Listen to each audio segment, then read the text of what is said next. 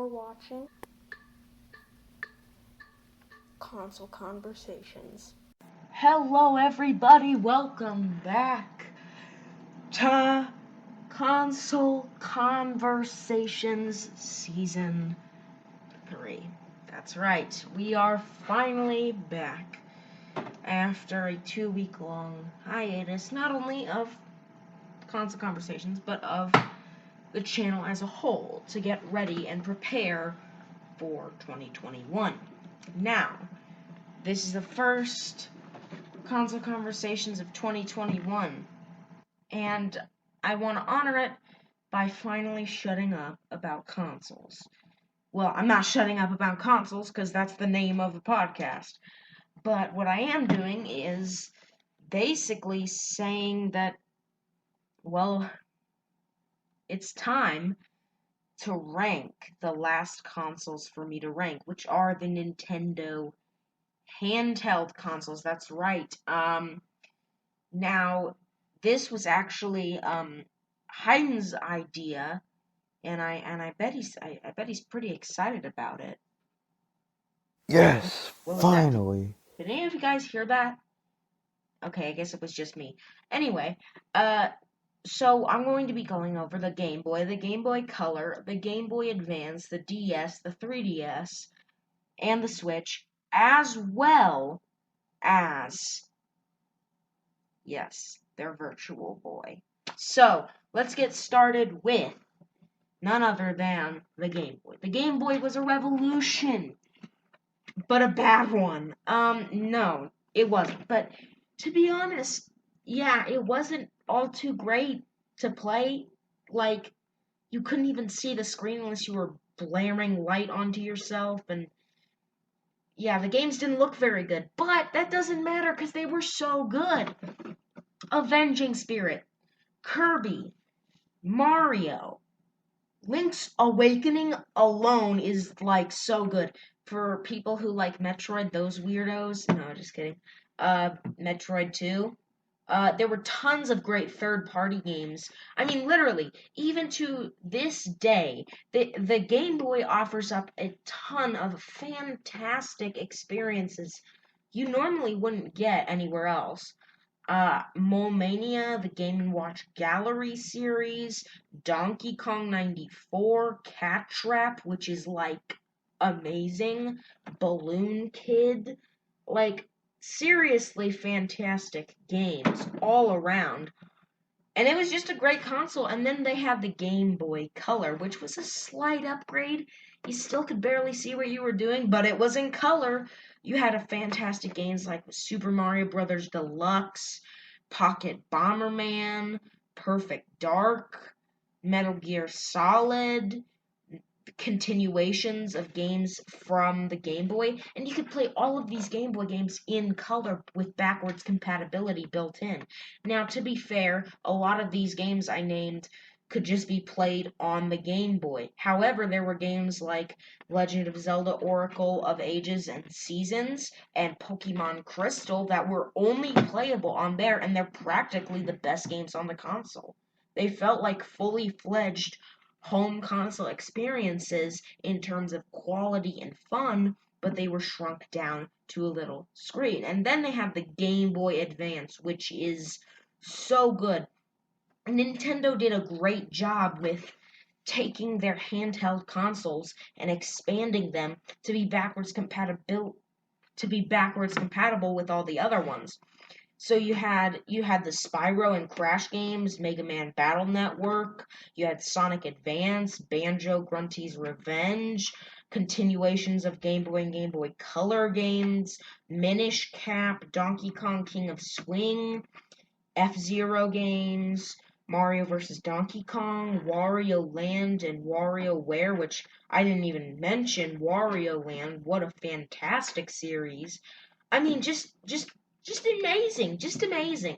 So many great games on the Game Boy Advance, and even if they weren't all too great, even if you don't like them, guess what? You can just play Game Boy and Game Boy Color games. Heck, it even played cartoons with Game Boy Advance video cartridges. It was insane.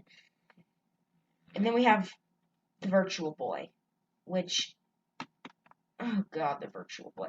So the Virtual Boy is the Virtual Boy. It had Mario Tennis, the first one, which is okay, and it had Teleroboxer and Wario Land VB. So it had like a couple good games, but who would want to play it on the Virtual Boy? Because it's a black and red screen that gave people seizures and headaches within minutes of playing. It was a terrible idea. It was overly expensive. Sometimes, whenever I think of the Virtual Boy, I just feel bad. Because just imagine somebody saving up hundreds of dollars to finally get a Virtual Boy, and then they go and buy it, and it is so unbelievably terrible. Luckily, though, that didn't happen to many people because a lot of people were too smart to get caught by that, and it only sold around, I think, 250,000 units. That's, I think, at the most. But yeah, it was a terrible, terrible machine. Doesn't deserve any love. It's bad. It's bad. And then we just have to go over the DS. The DS that is the DS. It's just so good. Had a lot of good games. Starfy, Sonic Rush, the Zelda games, New Super Mario Brothers. Sadly, I'm not all too acquainted with the DS. I definitely own one, that's for sure, and I did play a lot of games on it, but I haven't experienced the majority of the exclusive library. But oh my god, is there a lot to experience. And then it played Game Boy Advance games, which was kind of cool. And then the DSi came around and it added like a bunch of weird stuff and got rid of the Game Boy Advance compatibility, which is okay. But then, they had DSiWare, which is pretty fantastic. And then there's the 3DS, which is literally my favorite console of all time, no joke. I think that's all you really need to know. So many good games. Pushmo, Ever Oasis, the Mario games, including Mario 3D Land, which is like one of the best Marios ever. Tons of Zelda games and Kirby games. Metroid games that people really enjoyed. Tons of fantastic digital games like Box Boy, which are $5 games that give you like 20 hours of content each, and it's absolutely insanely valuable. Just an insanely fantastic console. Not to mention Pokemon, which had like some of the best installments that it's ever had on the 3DS, in my opinion at least. I mean, just fantastic console. Like literally my favorite console of all time. So good. And then we have the Nintendo Switch, which I think I did cover in my Nintendo console. Yeah, I did in my Nintendo console ranking. But oh yeah, no, it's also a handheld. And the handheld aspect of the Switch is pretty great. It's instantaneous. It's fun. That's all I really have to say. So I'm not gonna count the Switch in the rankings because it's a hybrid. It's different. But with that being said, how would I rank the Nintendo handhelds? Well, obviously, last place goes to the Virtual Boy. I think if I have to pick a second to last, I would say the Game Boy. Because, like, the Game Boy is, you can barely see what you're doing. It's the oldest. It's not bad by any means, but certainly not the best. Then I would say the Game Boy Color. Yeah, it's really good. Then the Game Boy Advance, I think, may be better than the DS. Yeah, so I'm going to put I would say Virtual Boy, Game Boy, Game Boy Color, DS, Game Boy Advance, and of course, the 3DS. But what? Oh yeah, that's right. Okay, well, of course, because they did the Game & Watch. And the Game & Watch is really good. That's all I'm going to say. It's really good, really fun mini games. It's definitely in second to last place if I'm including it. It's above the Virtual Boy, below the Game Boy, because it was very fun, but it was made in 1980. I don't think it can compete, and it was only one game per system.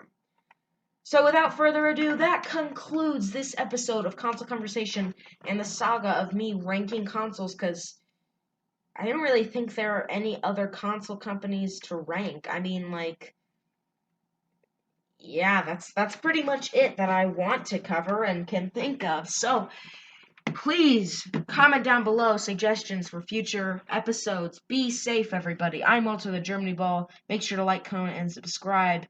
And goodbye.